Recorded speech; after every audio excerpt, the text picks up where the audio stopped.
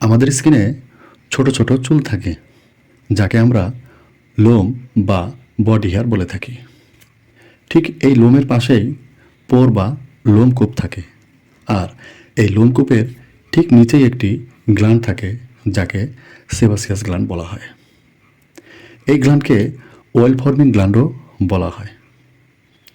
Sebaceous gland থেকে যে oil নিঃসৃত হয় তাকে সিবাম বলা হয়। আপনারা হয়তো জানেন যে এই সিবামকে স্কিনের প্রাকৃতিক তেল বলা হয়, কারণ ইহা বের হয় মূলত স্কিনকে ময়েশ্চার করার উদ্দেশ্যে। যখন এই সেবাসিয়াস গ্ল্যান্ড বেশি বেশি তেল তৈরি করে এবং এই তেল পোর্স দিয়ে বেশি মাত্রায় আসার কারণে পোর্সগুলো মোটা হয় এবং আরও বেশি বেশি ও বড় বড় দেখতে পাওয়া যায়। আর এই অবস্থাকেই ওপেন পোর্স বা স্কিন পোর্স বলা হয়।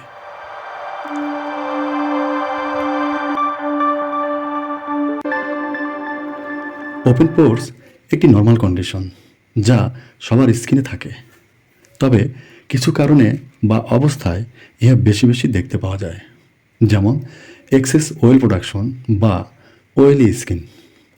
অয়েলি স্কিনদের ক্ষেত্রে গ্ল্যান্ড হাইপার অ্যাক্টিভ হয় এবং বেশি বেশি অয়েল বানায়, ফলে পোর্সগুলো আরও ফুলে যায় এবং বড় দেখায়। 2. এইজিং। কোলাজেন স্কিনের এলাস্টিসিটি ও স্ট্রাকচারকে ধরে রাখে, আর বয়স বাড়ার সাথে সাথে এই কোলাজেনগুলো ভাঙে এবং ড্যামেজ হয়। তখন এই পোর্সগুলোর সাপোর্ট কমে যায়, ফলে পোর্স আরও বড় দেখায়। 3. Hormone fluctuation. হরমোন ইমব্যালেন্স হওয়ার কারণে সেবাসিয়াস গ্ল্যান্ডের উপর ইফেক্ট পড়ে এবং অয়েল প্রোডাকশন ও ব্যালেন্সের ডিস্টার্ব হয়, ফলে পোর্সগুলো আরও বড় দেখায়। 4. জেনেটিক অর্থাৎ জন্মগত।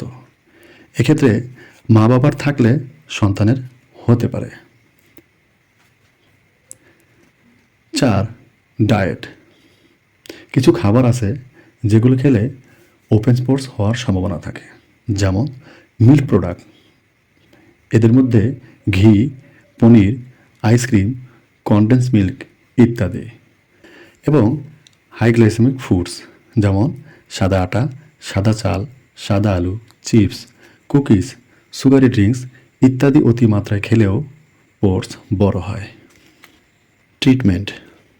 ওপেন পোর্স 100% ঠিক করার সম্ভাবনা খুবই কম, তবে অনেকটাই কমানো বা ভালো করা সম্ভব।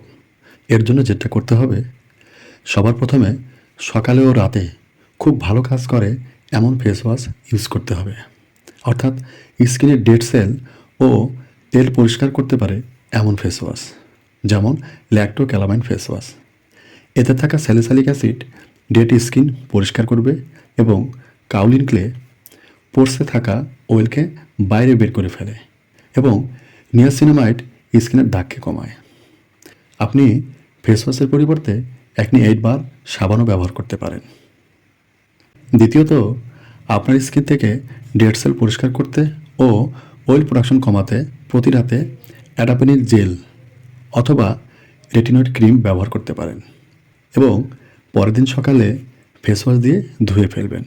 আর পারলে অয়েল ফ্রি ময়েশ্চারাইজার ব্যবহার করতে পারেন। রেটিনয়েড স্কিনের কোলাজেন ও ইলাস্টিক টিস্যুকে তৈরি করতে সাহায্য করে, ফলে ইহা দীর্ঘদিন লাগালে স্কিন টাইট হয় এবং টোন বাড়ে।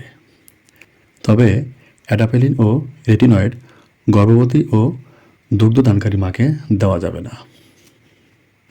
এছাড়াও ভিটামিন সি সিরাম লাগানোর 30 মিনিট পর অ্যালোভেরা জেলের সাথে ভিটামিন ই ক্যাপসুল মিশিয়ে ব্যবহার করলে স্কিন পোর্স ভালো হয়। ওপেন পোর্সের ট্রিটমেন্ট খাওয়ার ওষুধ দিয়েও করা যায়, যেমন আইসোটিটিনয়েন। এটা অবশ্যই ডাক্তারের পরামর্শ মোতাবেক নেবেন এবং অবশ্যই ইহা গর্ভবতী ও দুগ্ধদানকারী মা, এমনকি বাচ্চা নিতে চায় এমন মাকে দেওয়া যাবে না। 2. অ্যান্টি অ্যান্ড্রোজেন যেমন গায়ান 35। এই মেডিসিনটি আপনার শরীরের হরমোনের ব্যালেন্সকে ঠিক রাখবে, ফলে পোর্স কমবে। ওমেগা 3 যেটা সামুদ্রিক মাছের তেল থেকে পাওয়া যায়। এছাড়াও কোলাজেন 1, আর এই কোলাজেন ভরপুর মাত্রায় থাকে বোন broth, chicken skin, sardine fish এবং ডিমের সাদা অংশেও সামান্য পরিমাণ কোলাজেন পাওয়া যায়। স্কিন পোরস না হয় বা ভালো থাকে তার জন্য কিছু বিষয় অ্যাভয়েড করতে হবে, যেমন ফাস্ট ফুডস, ডেয়ারি প্রোডাক্টস, ওমেগা-6 জাতীয় খাবার, যেমন সকল খাবারের তেল, বিশেষ করে ভাজা পোড়া তেল। এছাড়াও বারবার মুখ ঘষে ধোয়া থেকে বিরত থাকতে হবে। তো ভিউয়ার্স, আমার এই হেলথ টিপসটি কেমন লাগলো কমেন্টসে জানাবেন, আর ভালো লাগলে সাবস্ক্রাইব সহ একটি লাইক দিবেন।